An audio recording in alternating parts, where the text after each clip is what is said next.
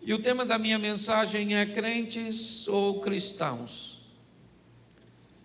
Eu já falei isso diversas vezes, eu gosto muito de documentários. E um dos que são meus preferidos são aqueles voltados para os animais.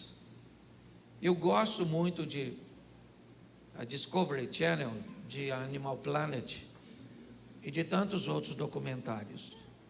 E esta semana me saltou o exemplo da borboleta e de seus estágios, começando pelo ovo até a lagarta, o que nós chamamos de casulo, que é a pupa, e a borboleta em si. E me parece que esse é um percurso, é um caminho daquele que um dia estava num ambiente tão pequenininho e depois rasteja por um tempo e depois é guardado num ambiente cujo qual, quando ele sai, ele está pronto para voar. E eu comecei a fazer uma analogia disso com a nossa caminhada de fé. E aí me veio a pergunta: se todos aqueles que vêm para a igreja conseguem voar, se todas as lagartas que chegam aqui, nós conseguimos criar um ambiente propício para que ela consiga viver uma transformação. Ontem eu falei num evento secular, num summit lá em Curitiba, que o tema era transformatória, que a proposta era falar de um ambiente de transformação. Eu sempre falo para mim em primeiro lugar, e aí eu comecei a olhar para esse título: eu sou um crente ou eu sou um cristão? Como é que isso acontece? Quando acontece? Quando isso vai ser verificado? Então eu quero passar para vocês rapidinho aqui, para que você possa refletir. Se tem uma coisa que eu não gosto é de um ambiente de manipulação. Eu acho altamente sadio pessoas olharem para aquilo que está sendo dito, avaliarem, colocarem seus contrapontos e entenderem, muito mais do que apenas absorverem. Antes de absorver, entender aquilo que está sendo absorvido. Então a minha pergunta é: eu, Cláudio, sou crente ou sou cristão? Eu entendo o que é isso, como isso acontece. Eu fiz de uma forma muito simples, é só para você refletir. Esse culto é mais apertadinho, O segundo culto é mais flexível. Pastor César vai estar falando no segundo grupo, no segundo culto. Mas preste atenção: todo cristão, ele obrigatoriamente ele tem que ser crente. Não há um cristão que não seja crente. Mas é importante você entender que nem todo crente já conseguiu se tornar um cristão. Então, quando você vê um cristão, automaticamente ele obrigatoriamente tem que ser crente. E o que nós chamamos de crente, O que é um crente? Me parece que o crente tem a ver apenas com o acreditar. Basta que você acredite, e isso já confere a você o título de crente. Mas quando é que eu migro de crente para cristão? Me parece que o cristão não tem apenas a ver com o crer, tem a ver com um se tornar parecido. Me parece que quando alguém se torna um cristão, e preste atenção do nome que está por detrás disso, O que é um cristão? É alguém, na verdade, que se parece com Cristo, que seus valores são parecidos com o de Jesus, que o seu comportamento é parecido com Jesus. Inevitavelmente sabemos que, se é esse o posicionamento, é impossível que o novo convertido, que uma pessoa que se converta numa noite e que levante sua mão, se torne um cristão. Se cristão é se parecer, é tornar-se parecido, é receber valores, princípios, comportamentos As pessoas que chegam, elas conferem a si o título de crente. Aquele que agora começa a colocar a sua crença. Ou seja, nós podemos indicar que temos na igreja, e essa é uma pergunta, não é uma afirmação que eu coloquei aqui, fiz questão. Isso pode nos indicar que nós temos na igreja mais crente do que cristão, ou mais cristão do que crente?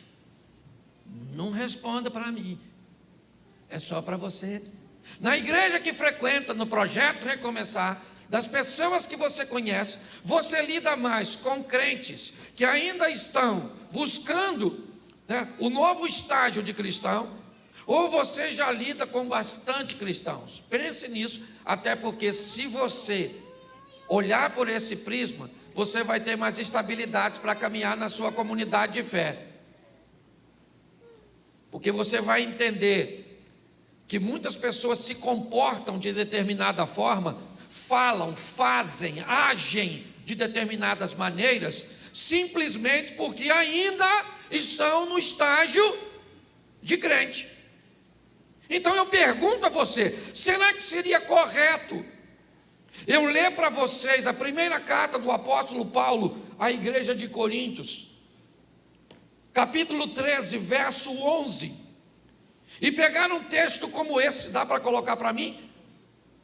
1 Coríntios 13, 11. Vamos lá, me ajude aí. 1 Coríntios capítulo 13, verso 11. Se não der, é só sinalizar que eu sigo. Porque o nosso computador estava travando ali. Não? Isso. Não, 1 Coríntios capítulo 13, verso 11. Isso. Quando eu era menino, falava como menino, sentia como menino, agia ou discorria como menino, mas logo que cheguei a ser homem, acabei com as coisas de menino. Será que seria pertinente? Será que Paulo poderia estar querendo dizer, quando eu era crente, eu falava como crente, eu sentia como crente, eu agia como crente, mas logo que eu cheguei a ser cristão, a primeira coisa que eu fiz foi acabar com as coisas de crente, com o agir de crente, com o vocabulário. Eu mudei de estágio. Será que seria pertinente eu dizer isso? Pense sobre isso. Eu queria que você pregasse hoje comigo, que você meditasse. Será que seria isso quando eu era menino? Quando eu era infantil? Sabe? Quando eu ainda não tinha maturidade? Então o que eu fazia? Eu falava, agia, sentia como menino, me comportava. Mas logo que eu chego a ser homem, o comportamento de meninice, a infantilidade, ela dá lugar agora a uma nova postura. Alguém que para de rastejar e começa a voar, que vai para uma nova fase de sua vida. Me parece que dá para a gente fazer bem essa analogia. Há uns 20 e poucos anos atrás, eu vi uma mensagem de pastor Silmar Coelho, e ele disse que estava fazendo uma obra na igreja dele. Quando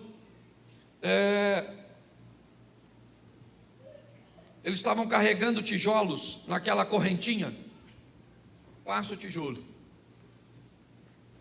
E ele disse que alguém gritou: acabou o tijolo! Só que tinha um tijolo na correntinha. E ele fazia parte de algum momento daquela corrente. E ele não se preparou para receber o último tijolo que vinha. E aí o indivíduo, quando fez o movimento, o tijolo bateu, né? E rasgou. Eu não lembro a parte do seu corpo, se foi a cabeça, eu não lembro. E aí então saiu aquele sangue e levaram ele para o poço. E ele chegou lá e necessitou dar ponto naquilo. Enquanto estão dando ponto nele, ele começou a falar de Jesus para aquela pessoa que estava atendendo ele. Ele lembrou de anos atrás, quando seu filho havia cortado o pé, e ele levou seu filho para um posto de saúde para dar ponto. E enquanto o médico dava ponto no filho dele, o filho dele gritava de dor. E ele fez uma comparação que eu achei muito interessante. Ele disse que enquanto o menino dele gritava para receber os pontos, ele pregava para as pessoas que estavam dando pontos nele. E ele disse: a diferença entre a situação do meu filho e a minha é que ele era uma criança e eu sou um homem. Quando nós nos tornamos maduros, as coisas de crianças têm que ficar para trás, a meninice, e chega a hora que o crente precisa se tornar um cristão. É uma boa fase a fase do crente, é verdade, mas é muito importante nós entendermos. Coloca para mim Tiago capítulo 2, verso 19, porque nós vamos ver que como crente nós temos um colega bem legal. Tu crês que há um só Deus? Faze bem. Também os demônios creem. Então, demônio também é crente.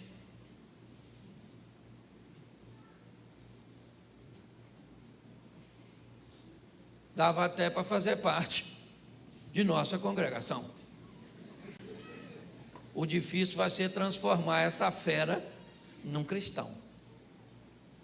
Então eu preciso que você entenda isso, porque a Bíblia está dizendo isso. Você crê, você é crente. Isso é o que o início do versículo, olha, tu crês, é uma coisa bem individual. Você crê que há um só Deus? Nossa, isso é extraordinário. Você faz bem, mas eu preciso te dar uma notícia. Isso também, o diabo, o demônio, também é. Ou seja, esse título, ele também recebe.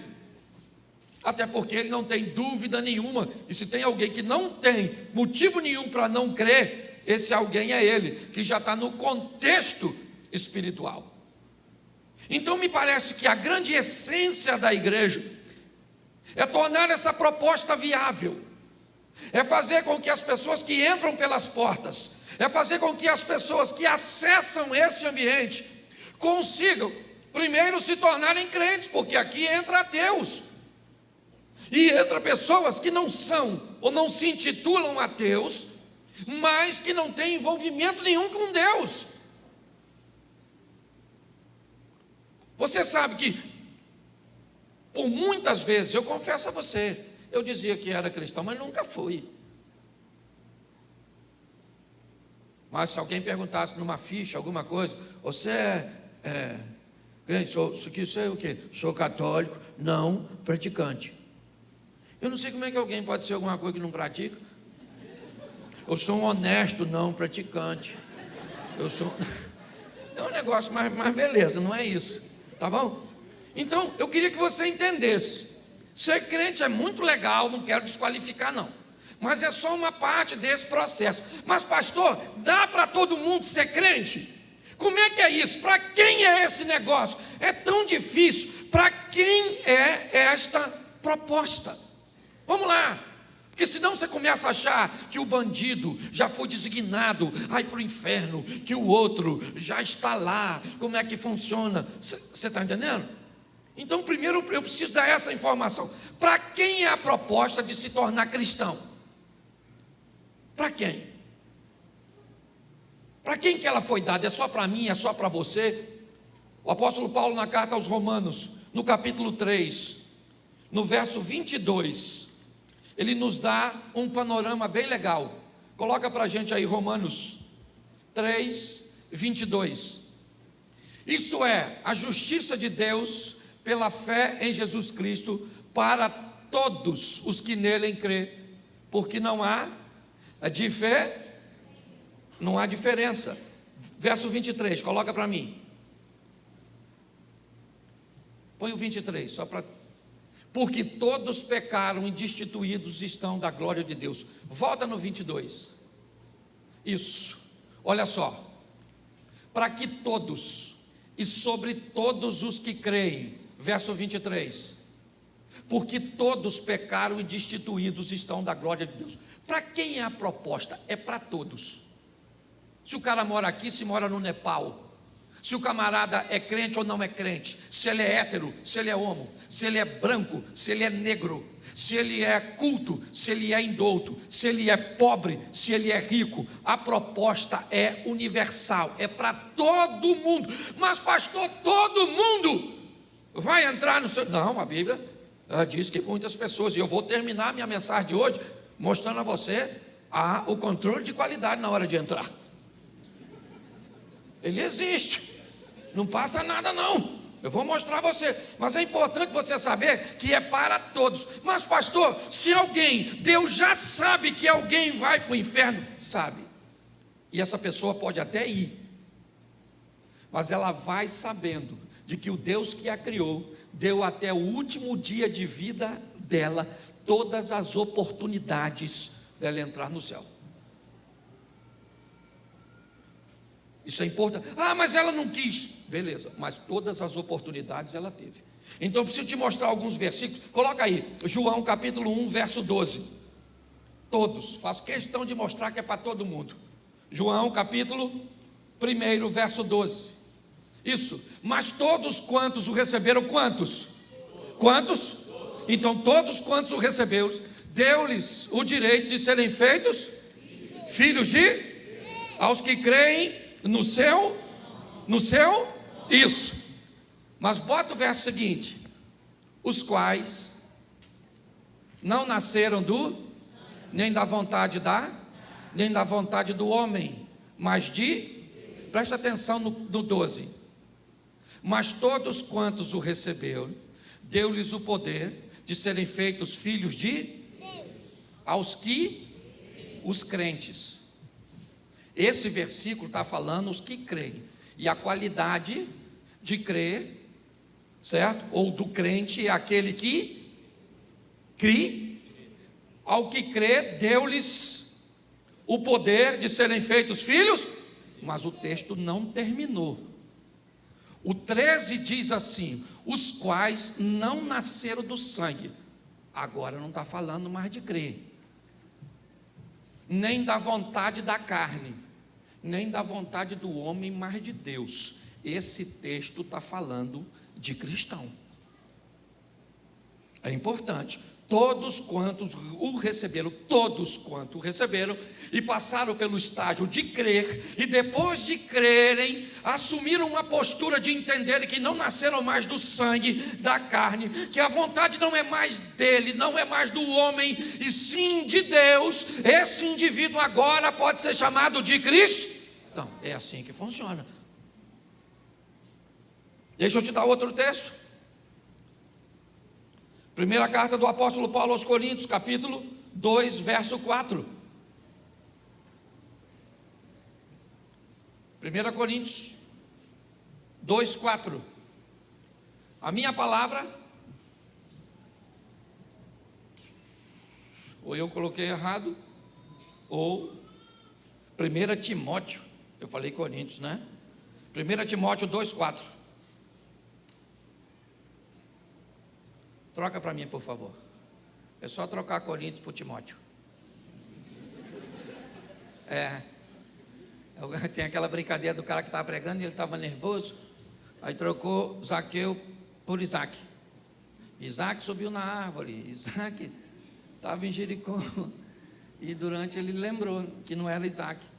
E aí ele, para consertar, disse: desce da Isaac, que esse é lugar de Zaqueu.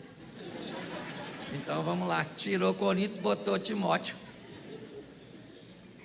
Que quer que todos, Deus, tá bom? Antes de lá, é porque eu estou pegando o texto que não dá para mostrar tudo. Deus que quer que quantas pessoas? Que quantos? Todos os homens e venham ao conhecimento da... Então a salvação é para todos. Certo? Todos. Põe o verso 5. Por quê? Porque há um só Deus e um só mediador entre Deus e os homens, Jesus Cristo, o homem. Posso ouvir um amém? Amém. Então agora eu peguei aqui 7 características de crente, que eu achei bem legal, e queria que você pensasse comigo. Vai ficar gravado isso depois, então você pode pegar. Primeira característica de um crente: frequentar uma igreja ou uma reunião da sua comunidade de fé, numa visão mais ampla. Certo? O cara é muçulmano, frequenta uma sinagoga. Ele é judeu, uma mesquita. Ou melhor, o contrário. Tá certo? Ele é espírita, frequenta lá um centro. Ele é maçom, frequenta uma loja.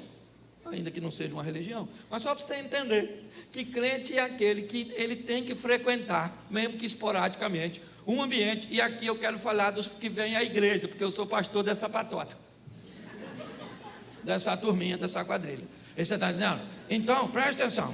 Característica de um crente: vir para a igreja. E é umas 2 ou 3 vezes na semana e já tem gente que não está afim de vir. Cristo em casa. Ou inferno lá, sei lá. Tá certo? Mas característica de um crente: ele costuma ir à igreja, sim ou não? Primeira característica, isso. Segunda característica de um crente: ele busca conhecer os fundamentos da fé. Ele vai ler o livro, a literatura, certo? Que vai basear, e aqui para nós, a Bíblia. Então é legal, a maioria dos crentes tem Bíblia. Quem aqui é crente e não tem Bíblia, levanta a mão. Todo mundo tem, tá vendo? E até quem não tem, mentiu. Mas beleza, vamos ficar quieto, estou brincando. Mas só para você entender a característica de um crente, certo? O crente, ele vai para a igreja, aí veio com a Bíblia na mão. Hoje, no mundo moderno, o celular, que beleza. Terceira, o crente busca uma atividade, ou alguma atividade, que faça com que ele contribua com a comunidade que ele frequenta. O crente, ele gosta de estar envolvido. Ele pode ser um obreiro, pode ser um professor, pode ser um pastor, certo? Ele contribui, trabalhando. Ele pode trabalhar no ministério infantil, na recepção, no estacionamento. Ele pode ser um financiador, e normalmente é, com seus dízimos e suas ofertas. Ele busca alguma atividade. Isso é crente, olha que coisa maneira. Outra característica que eu aprendi também dos crentes: ele conhece, canta e ouve canções. Sim. Esses dias eu fui num lugar, não vou falar. E o cara estava cantando Poderoso Deus. Falei, nossa, que legal. Imaginei o quê? O cara é crente. Só que a gente confunde crente com cristão. Crente ele era. Só que quando eu vi ele resolver um problema, ele cantava um hino e tinha uma Bíblia, e me chamou de irmão. Quase que ele me enganou. Eu achei, ele não queria nem me enganar não, é que eu achei que ele era cristão. Mas quando ele fez o que fez, eu me perguntei: ele é crente? Sim ou não? Sim, ele só não conseguiu ainda ser cristão. Então o cristão conhece, canta, ouve. Quinto, né? O crente, ele admira e fala muito bem dos cristãos. Ele cita o apóstolo, porque o apóstolo Paulo, porque o apóstolo Pedro gosta, a gente gosta, o crente gosta do cristão, certo? Admira o cristão. Então, cheguei aí até os 5. Mas tem 2 coisas que eu notei no crente. E quando eu falar de cristão, você vai notar que eu também vou falar das 5 qualidades. Porque lembra que eu disse que todo cristão é crente, mas que nem todo crente é? Então, boa parte daquilo que o crente é, o cristão também tem que ser. Mas as 2 últimas me fez refletir. O crente tem muitas dificuldades com o livre-arbítrio e com escolhas. O crente ainda enfrenta muitos problemas com suas escolhas, com aquilo que Deus lhe deu de livre-arbítrio. Ele tem sérios problemas com isso. Isso, né, faz com que ele se torne diferente da proposta do Evangelho, que é se parecer com Jesus. Esse foi um problema sério do apóstolo Pedro. Ele está tentando não parecer com Jesus, porque o ambiente está muito perigoso. Jesus acaba de ser preso. seus amigos correligionários se dispersaram.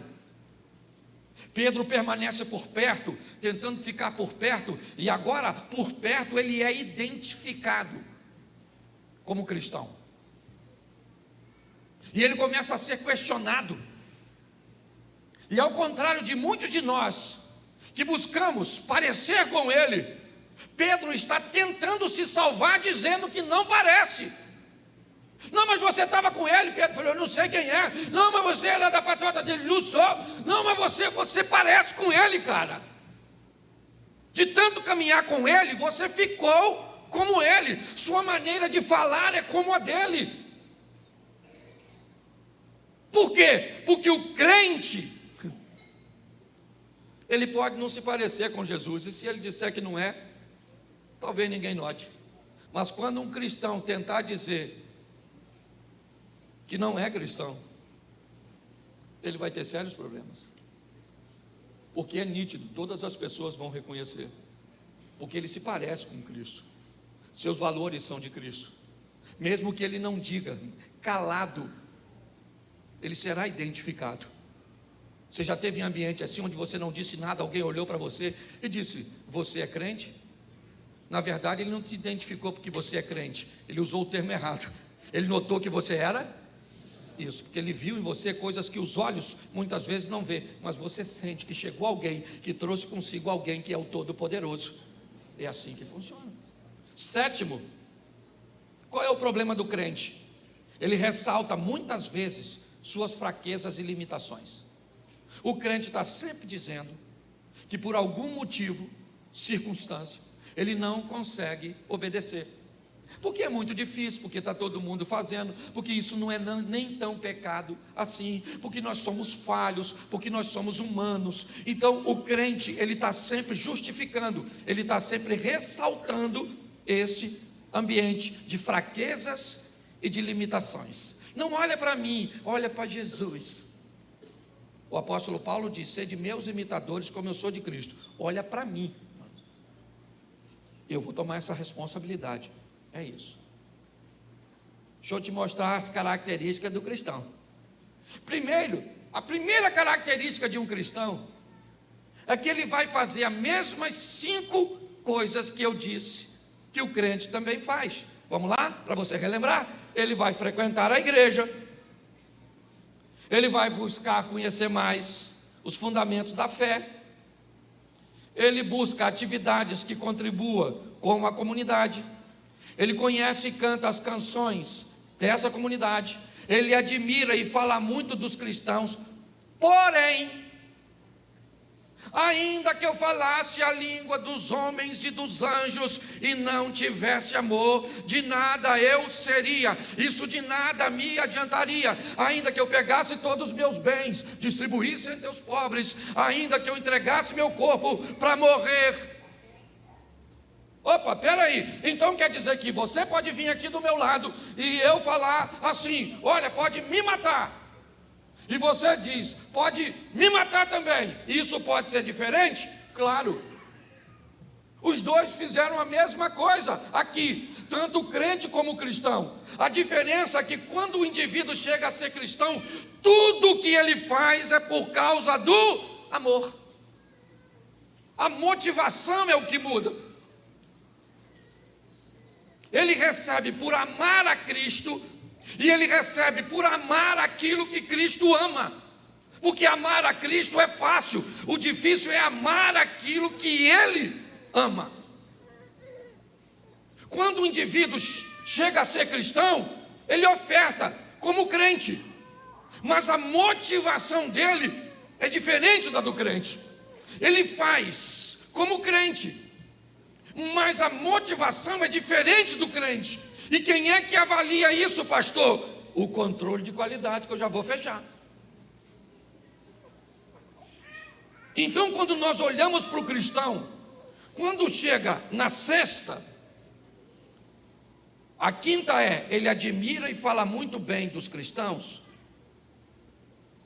O cristão, ele diminuiu seus erros e se tornou mais assertivo. E por isso ele ama o livre-arbítrio. Ao contrário do crente, os furdunços, os problemas, as confusões, as intrigas, que você vai ver um cristão dentro, porque você vai ver cristão, mas é de muito menor impacto na vida dele, na vida da família dele, na vida da comunidade que ele enfrenta e principalmente, certo? No respaldo do Senhor, do reino de Deus. O prejuízo que o cristão dá de prejuízo ou dá para o reino de Deus é muito menor do que um crente. Essa é a grande verdade. Por quê? Porque ele diminuiu seus erros, enquanto o crente diz que tem muitas dificuldades, que esse negócio de livre-arbítrio é complicado, porque as tentações, porque ele é fraco, porque ele é limitado. Não, o cristão, ele já fez essa leitura, isso é quando ele era menino. Agora que ele se tornou maduro, ele consegue, ele criou uma gestão melhor para isso. E 7, para o cristão, ele reconhece a sua fraqueza, mas ele descobriu quem é o seu Deus. O cristão não fala de fraqueza, ele sente fraqueza, mas ele não fala, porque ele sabe quem é o Deus que o sustenta, que a vara e o cajado do Senhor é o que o mantém de pé. É assim: 1000 cairão ao teu lado, 10.000 à tua, mas eu não serei. E o crente foi um desses que caíram. Agora, pastor, como é que a gente sabe disso? O senhor afasta os crentes, quando o crente não quer cristão. Tem gente que está na igreja há 50 anos e não virou cristão. Não se mete com isso, tá bom? Porque talvez por se meter nisso você não entra. Quem era você? Ah, mas eu não era igual a ele, mas você fazia a divulgação. Então você vai para a área dos repórteres no inferno. Então você precisa entender uma coisa: vai ter um negócio de um controle de qualidade, e eu vou te mostrar agora alguns versículos rapidinho para me terminar. O primeiro é Mateus capítulo 13, verso 47. Você vai ver que não vai passar nada, mano. Ou vira cristão ou vai para o inferno. Deixa eu ver quantos versículos eu vou ler. Do 47 ao 50. Igualmente o reino dos céus é semelhante a uma rede lançada no mar. Reino dos céus é semelhante a uma rede lançada no mar, que apanha toda a qualidade, porque a salvação é para todos. Porque a todos quanto? Porque todos, então é para todos. A rede que representa o reino de Deus, que foi lançada no mundo, o evangelho, ele apanha toda a qualidade de peixe. Por isso que o peixinho é o símbolo do cristão. Vamos lá, não precisa nem desenhar. Estando cheia, a rede está cheia, igual a igreja hoje. Puxa para a praia, não sou eu, é o anjo que puxa. E o anjo senta, apanha os recipientes que vai levar nós para o cesto, ou para o céu, e aí coloca nos cestos bons, e os ruins lança fora. Assim será a consumação dos séculos. Virão os anjos, separarão os maus entre os... Bota o último aí. E lançá-lo-ão na fornalha, fogo ali, haverá pranto, ranger de dentes. Se não tiver dente, vai ranger gengiva, mas a boca vai ficar quente, mano. Não vai passar nada, porque é anjo. Não tem pastor tomando conta de você, porque eu sei quem você é aqui, sei quem você é lá no seu trabalho. Aqui é crente, lá é maior piriguete. Assim de gente, pelo amor, que bate em mim, bate em... O senhor não vê? Eu sou o olho que tudo vê, como pastor. Meu olho está lá na sua casa, tudo quanto é canto. Sai fora. Poxa, estou quase indo para o inferno por causa de algumas pessoas. Poxa, Mateus 13:30. Bota aí. Mateus 13 ainda aí, é só ir para o 30. Deixai crescer ambos juntos até a ceifa. E por ocasião da ceifa, eu direi ao ceifeiro, isso aí é o Senhor falando lá, tá ok? Colhei primeiro o joio e atai o molho, em molhos para mas o trigo ajuntai no meu. Isso. Quem é que vai colher? Pastor? Pastor vai ser colhido. Vai colher como? Tem uns anjos na igreja que vem aqui querendo colher. Tira fulano, bota ciclano, faz isso. Eu falei, isso deve ser anjo. Os anjos colhem. Eu já vi joio querendo colher joio. Sangue de Jesus tem poder. Não ri não, Zia. Não ri não. Que eu posso estar usando você como exemplo. Meu irmão, eu posso brincar assim, ok? Vamos lá, Mateus 7,14, bota aí. Se você vem aqui na igreja que eu pastoreio para achar que eu vou ser engraçadinho, se lascou. Aqui eu sou pastor. Porque estreita é a e apertado o que leva a e poucos há de que há. Presta atenção. Não cabe muita coisa no reino de Deus. Precisa ter muita coisa. Precisa ter obediência.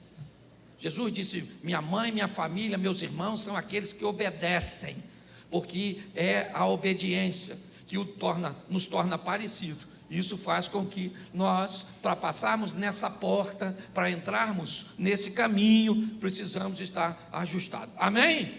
7:21. E eu termino aqui. Bota o 21.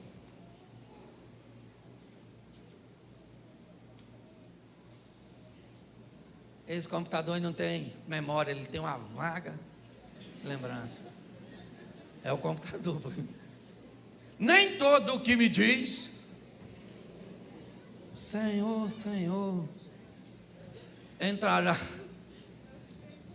no reino do céu, mas aquele que faz a vontade do verso 22.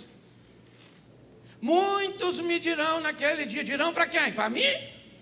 Não, para o Senhor, lá na prestação de contas, no controle de qualidade. Pensa, você chegando, Senhor, Senhor, não profetizei no seu nome, no seu nome não expulsei demônio, no seu nome não fizemos muitas maravilhas. 23. Então lhe direis abertamente, nunca vos conheci. Quem és tu, Coriolá?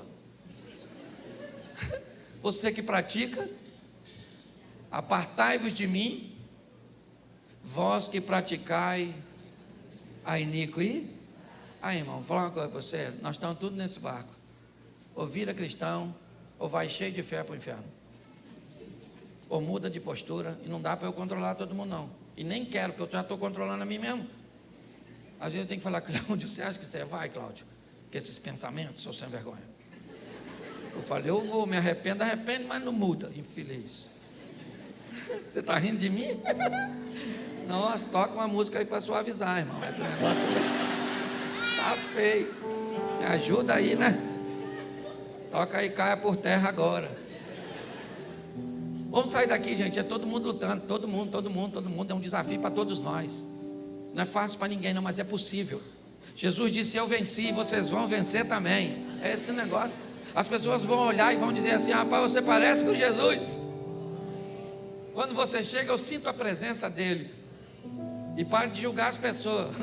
Deixa isso para os anjos. Eles têm cesto, tem rede, tem foice, e você só tem língua. Fique de pé agora, vai ficar.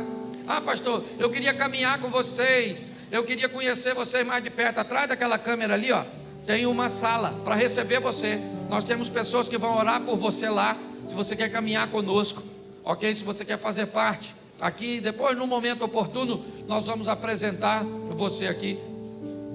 Mas feche seus olhos e, por favor, você sorriu, se divertiu, mas não me esqueça que tem gente que amaria estar num culto como esse, e hoje nós vamos usar o Nepal como exemplo, e nós podemos suavizar um pouco isso. Feche seus olhos. Pai, primeiro queremos te agradecer, ó Deus, porque às vezes reclamamos da vida, porque não temos uma visão mais ampla e nítida do que outras pessoas têm sofrido. Pedimos a tua bênção sobre este projeto, sobre aquele lugar, que a nossa oferta, ó Deus, chegue àquele lugar como um aroma suave, para suavizar a vida, ainda que de poucas pessoas, mas eu sei que isso será contabilizado no reino. Toma-nos, ó Deus, e que consigamos fazer essa transição bem-sucedida de crentes para cristãos, que consigamos assumir um compromisso de evitarmos as desculpas e de sermos mais assertivos, e que as pessoas possam olhar para nós, e mesmo que venhamos tentar convencê-las de que não somos cristãos, isso será impossível, porque será nítido o nosso comportamento. Leva-nos aos nossos lares, ou teu povo aos lares, guardado por tuas boas mãos poderosas. Que essa seja uma semana de boas notícias, uma semana de bons negócios. Que o grande amor de Deus, nosso Pai, que a graça de nosso Senhor e Salvador Jesus Cristo e as doces consolações do Santo Espírito de Deus seja para com todo o povo do Senhor, e todos digam